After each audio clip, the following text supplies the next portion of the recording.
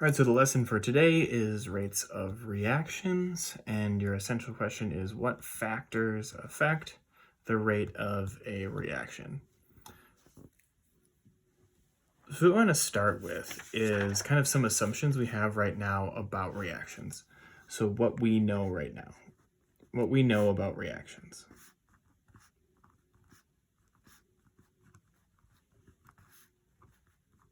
Remember, reactions is abbreviated RxN.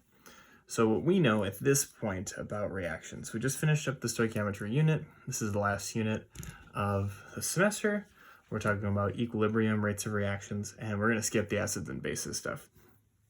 So what we know from the stoichiometry stuff is that all reactions will continue until one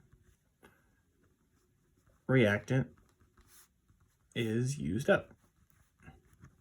This is the limiting reaction or limiting reactant stuff we just did. Limiting reactants. The other thing that we know, grab blue instead of purple, is that all reactions happen instantaneously. So everything we've talked about so far just assumes that reactions just occur when you mix stuff together. That's not actually true. And we skipped the thermochemistry unit, so we didn't really go over that one. And the next thing we know, so this is what we'll start talking about in this unit now, is that all reactions occur in one direction. And what that means, in the case of us, is that everything we've talked about is that we always have reactants, and the reactants react together, and the reactants make products. So the one reaction that we talk about a lot, and it's going to focus mostly on this part right here, this idea of all reactions always occurring in one direction. The reaction that we focus on most of the time, because it's easy, is the reaction of hydrogen plus oxygen makes water. And we balance this one out. We put the 2 here and a 2 here. So this would be hydrogen gas plus oxygen gas makes liquid water. The other reaction we talk about a lot is this one, but in reverse, the decomposition version of this, where water breaks down into hydrogen and oxygen. Still put the 2 in front of the H2O and the 2 in front of the H2. So this right here, this is an example of a reaction that is reversible. We always write it with this arrow pointing from the reactants towards the products. Same thing right here, water going to hydrogen and oxygen. We're still writing it from reactants to products. What we can do instead is, rather than writing it out with these single arrows, is we can actually write it out hydrogen plus oxygen. We can write it out with a double arrow. The coefficients will still be the same. We still have to put this 2 and the 2. So these two reactions right here can essentially be added together, and we can use this double arrow right here. And this double arrow, what it does is it tells us that the reaction is reversible. So you have your hydrogen plus your oxygen can make water, and the water can break down and make oxygen and hydrogen. So this reaction can just move back and forth. And it's going to depend on the conditions, and it can just shift one direction towards the products or shift backwards towards the reactant. But this reaction is just kind of always in this state of dynamic equilibrium where things are just making itself, just going back and forth. This isn't true for all reactions. So not all reactions are reversible, only some of them are. And when we talk about the rates of reaction, we're going to focus on these reversible reactions. Reactions that involve solutions, so when you're mixing things and making substances like solids or acid-base chemistry, those are going to be reversible reactions. When you have like combustion reactions, like mixing methane and oxygen and making carbon dioxide and water, that's not a reversible reaction. Otherwise, we'd be able to make gasoline from all the carbon dioxide that's in the atmosphere, which we know is not the case. So we're going to focus on this third piece right here, this idea of all reactions occurring in one direction, because we now know that reactions actually are reversible. So with that being said, we're going to focus on, in this lesson, the 5 factors that are going to cause reactions to speed up or slow down. So we're going to talk about the 5 factors that affect reaction rate.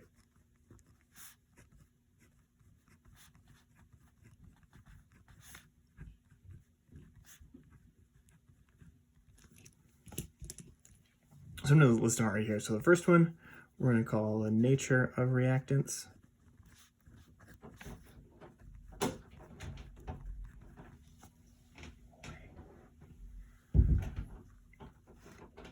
The second one is temperature.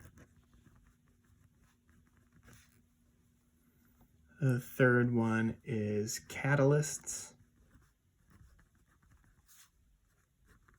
Fourth one is surface area. And the fifth one is called concentration.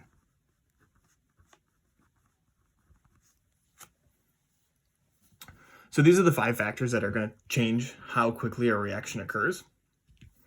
So let's start with that first one. Focus on the nature of reactants first. So number 1. Nature of reactants.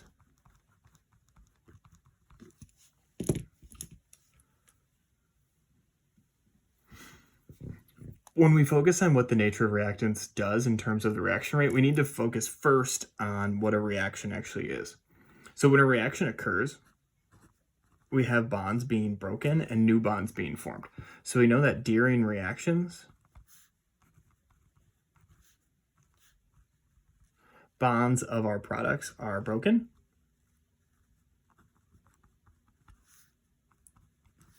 and new bonds for our products are formed.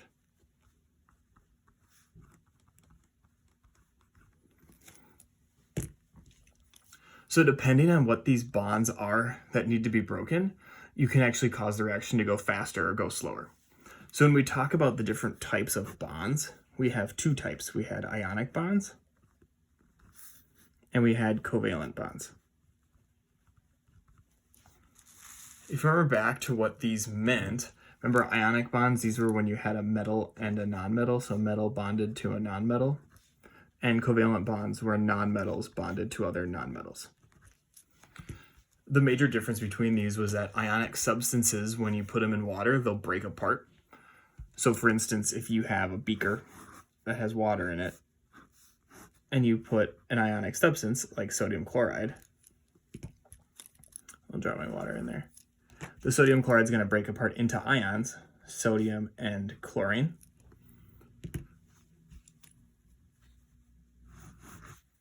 Versus your covalent substance. We'll add some water here. We'll use sugar, C6H12O6. We know that's covalent because it's all nonmetals. You put that in water, it dissolves, but it stays as C6H12O6. It doesn't split apart into ions like the ionic substance does. So in terms of how fast this reaction is going to occur, we said that the nature of reactants means during reaction, bonds are broken and new bonds are formed. For the case of an ionic substance, those bonds have already been broken. The covalent substance, they haven't been. So when you put that ionic substance in the water, that ionic bond is already split apart. So ionic substances are going to have faster rates of reaction than covalent substances. So we're just going to say ionic compounds react faster than covalent compounds. And the reason for it is that idea that the bonds have already been broken. The other way you could think about this too is that if you added another ionic substance to this, the other ionic substance would also have positive and negative charges, and then those would just stick together and you could make something new. So the second factor that we had is temperature.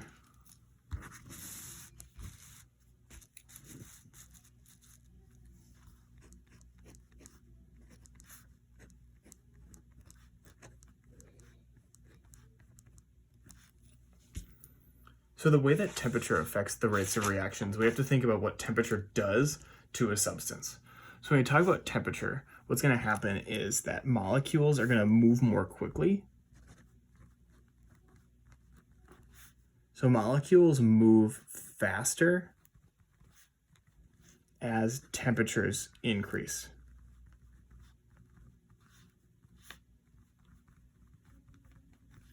So that's that kinetic molecular theory. So that molecules, compounds, atoms, whatever, they're going to start moving around more quickly when the temperatures speed up. When things start to move more quickly, one consequence of that is that there's going to be more collisions. Molecules are going to bump into each other more if they're moving faster. So if they're moving around an area, they're more likely to bump into each other. And if things are colliding more collisions means more reactions.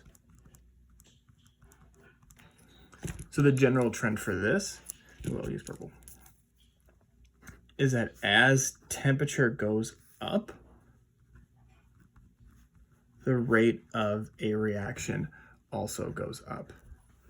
So as you increase the temperature of your system, you're going to cause that rate of reaction to go up. So you start heating something, you heat up water. Hot water is going to react faster than cold water. The third factor we have is called catalysts.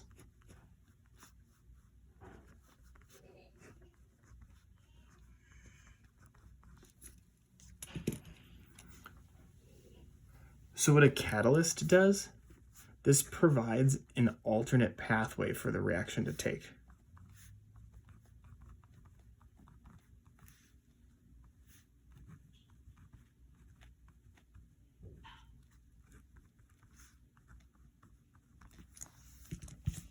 The pathway that the reaction takes through this catalyst, if you guys know anything about thermochemistry, that pathway is going to have what's called a lower activation energy.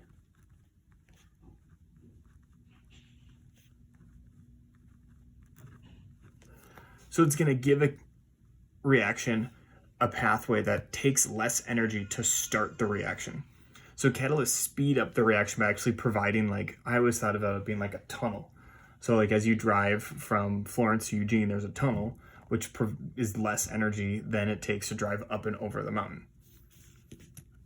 So when we have a catalyst, what happens here is that the reaction gets sped up. So we're going to say the reaction speeds up in both the forward and reverse directions. So when this happens, when you provide this alternate pathway, it causes both directions to speed up.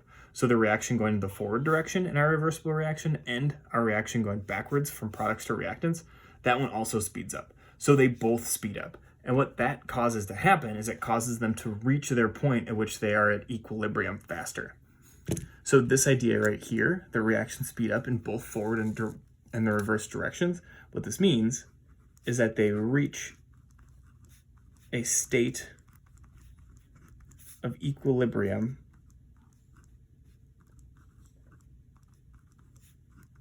faster. So whenever you add a catalyst, it just speeds the entire reaction up. Okay, and the fourth factor that we have, there's two more.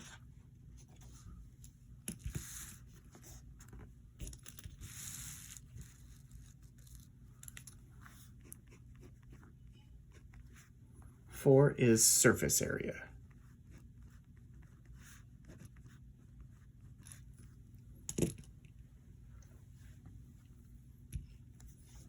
So in order to think about how surface area affects the reactions, one to look at right here is that the reactions occur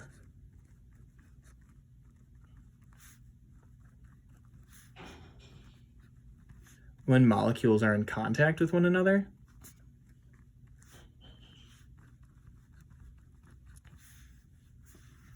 So if you increase the surface area of your molecules by grinding up a solid into like a powder, you can cause reactions to occur more quickly because the molecules are going to be in more contact with one another. So essentially what this is, and this one's pretty simple. So it's as you increase the surface area. So as surface area goes up, the rate of your reaction also goes up. So for example, powders react faster than chunks. So if you guys know powdered metals are super, super, super dangerous because there's a ton of surface area, and powdered metals will react really, really fast versus like a chunk. So if you have like a bunch of powdered magnesium and you light that on fire, it's all gonna go at once, versus if you have a magnesium ribbon, the magnesium ribbon will burn kind of slowly and it won't react as quickly. So then the last of our 5 factors that affect reaction rate is the one that's new, and it's called concentration.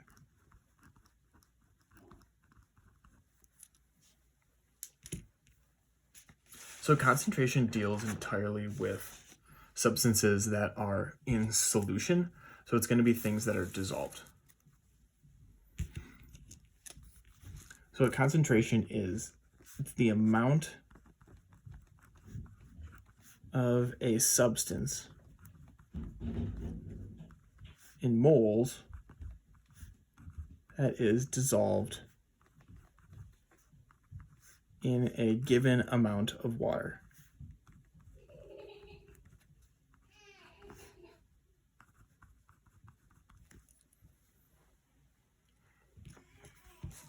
So for example, if we have 2 different beakers,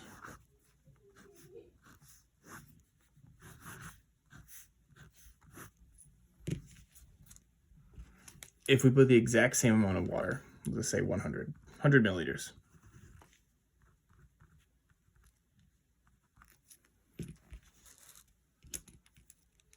to this one right here, I add 1 unit of NaCl, just 1 NaCl molecule. That would break apart into Na plus and Cl minus. But let's say for this one right here, I add 2 sodium chloride molecules. So that one would have sodium, chlorine, and sodium.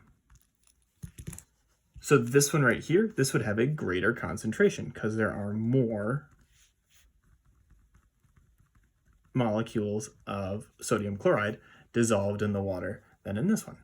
So concentration is just the amount of substance that you have dissolved into a given amount of water. The units that we're going to use for concentration are units of molarity.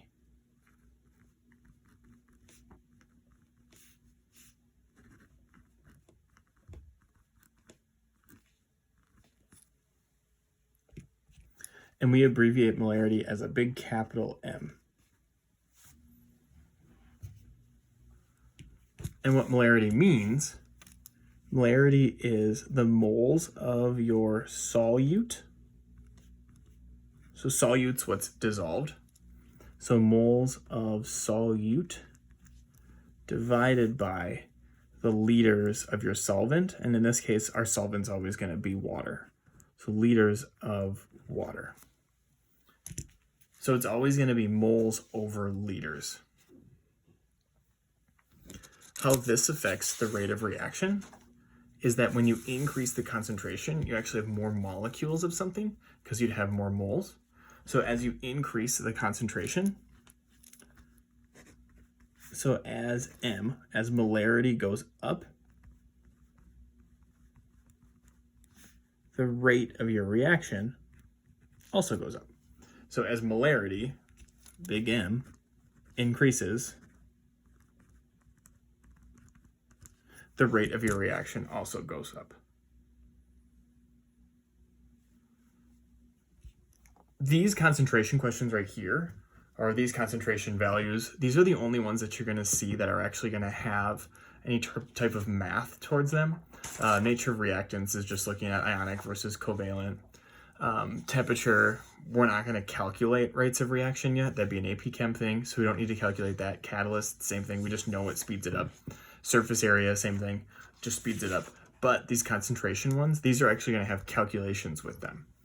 So we can do an example calculation of how to figure out the molarity of a substance.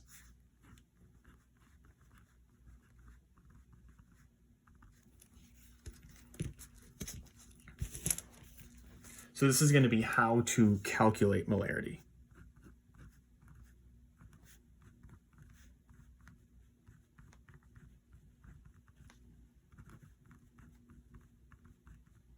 Remember, molarity is concentration.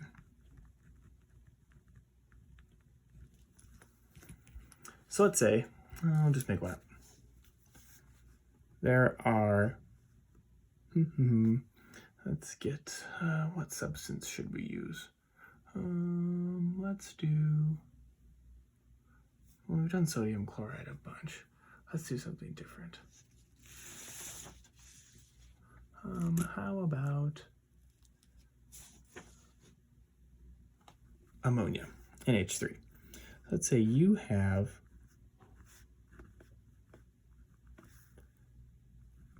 34 grams of ammonia dissolved in 2 liters of water. What is the concentration of your solution?